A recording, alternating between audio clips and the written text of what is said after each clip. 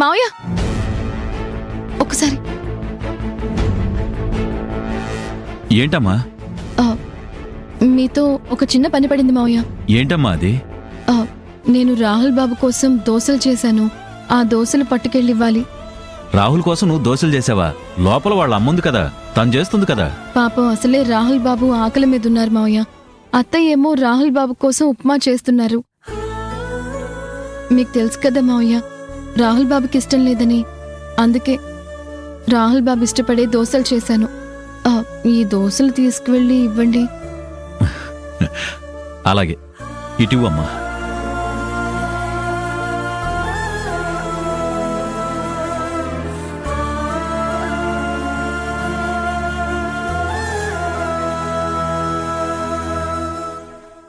మావయ్య గారు, ఇవి నేను చేశానని చెప్పకండి. అలా చెప్తే రాహుల్ బాబు ఖచ్చితంగా తినరు. మరి ఏమని చెప్పాలి? మీరు హోటల్ నుంచి తెచ్చారని చెప్పండి, అప్పుడు తప్పకుండా తింటారు. ఓ అలాగేనమ్మా, ఇటివు.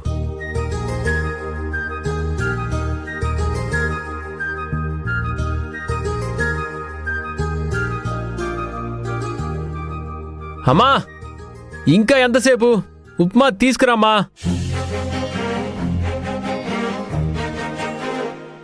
అరే రాహుల్, ఇవిగోరా నీకిష్టమైన దోశలు తీసుకొచ్చాను. ఇవెక్కడే నాన్న?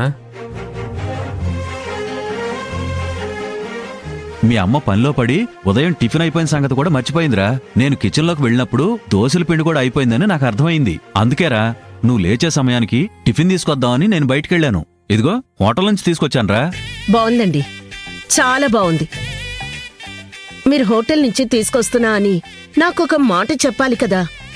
అది చెప్తే నేను ఉప్మా చేయడం ఆపేసేదాన్ని కదా. అబ్బా వేద, నాకేం తెలుసు? దోశల పిండి అయిపోయింది కదా, టిఫిన్కి చేయవనుకున్నాను.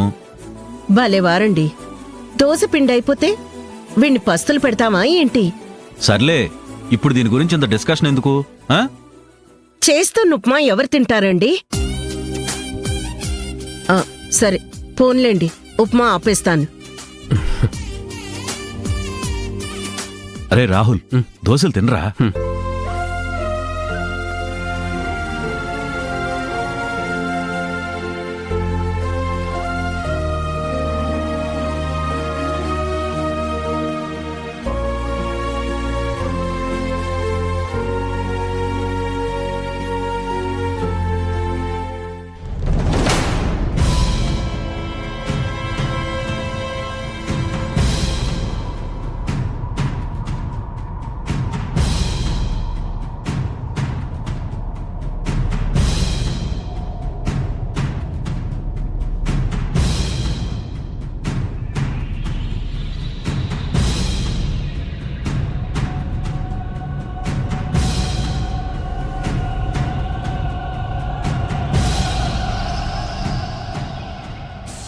ఏంట్రా అలా చూస్తున్నావు? దోశలు నచ్చలేదా ఏంటి?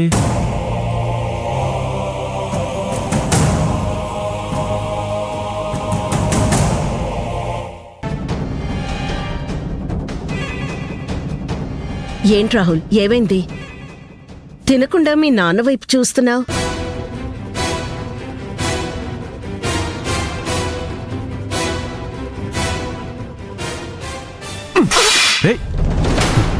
రాహుల్,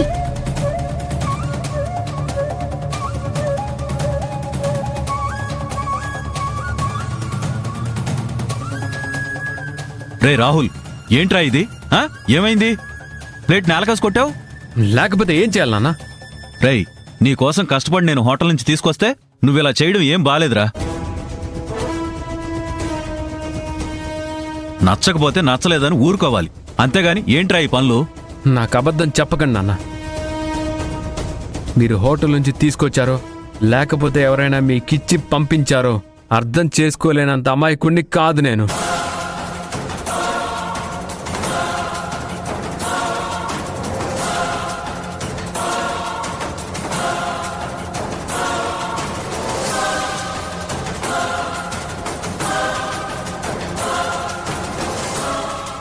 ఏం మాట్లాడుతున్నావురా?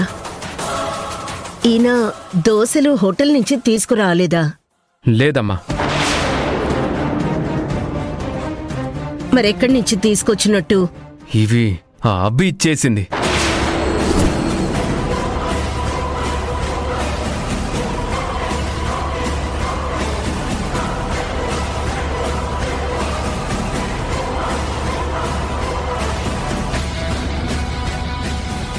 ఏంటి? ఇవి అభి చేసిన దోశలా? అవునమ్మా. కాస్త నోట్లో పెట్టుకోగానే అర్థమైంది.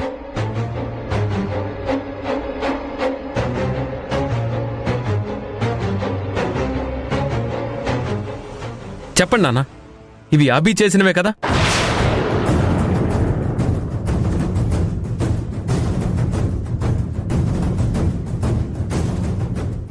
చూడండి నాన్న, ఆవిడ గారు ఏదో విధంగా దగ్గర అవ్వాలని, ఏదో విధంగా నన్ను ఇంప్రెస్ చేయాలని ట్రై చేయొద్దని చెప్పండి. ఎందుకంటే అభి ఎంత దగ్గర అవ్వాలనుకున్నా, ఎంత అభిమానం పొందాలని చూసినా అది జన్మలో జరగదు.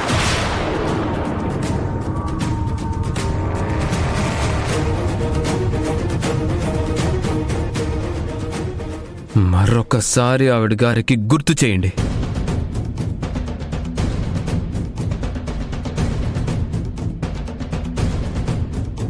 రాహుల్,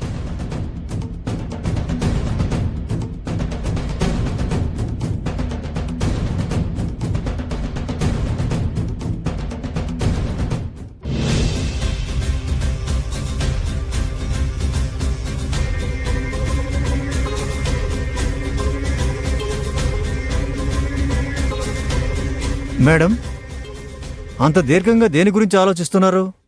గెలుపు కోసం, ఓటమిని నా కాలి కింద చెప్పులా నలిపేయడం కోసం. చూడండి మేడం గారు, గెలిచే అలవాటు మీకు ఉండి ఉండొచ్చు, కానీ అన్నిసార్లు మనకి గెలిపే అందుతుందని అనుకోకూడదు.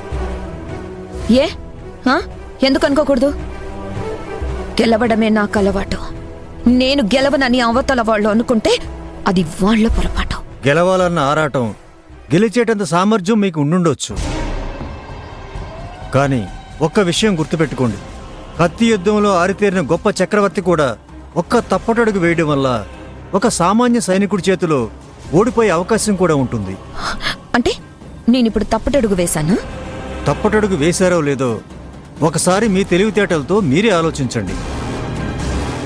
ఆ ముసలి వాళ్ళ దగ్గర ల్యాండ్ లాక్కుంటే అది మీ సొంతం అయిపోతుంది అనుకున్నారు, కానీ వాళ్ళ వల్లే ఒక సమస్య ఎదురవుతుందని మీరు ఊహించలేకపోయారు.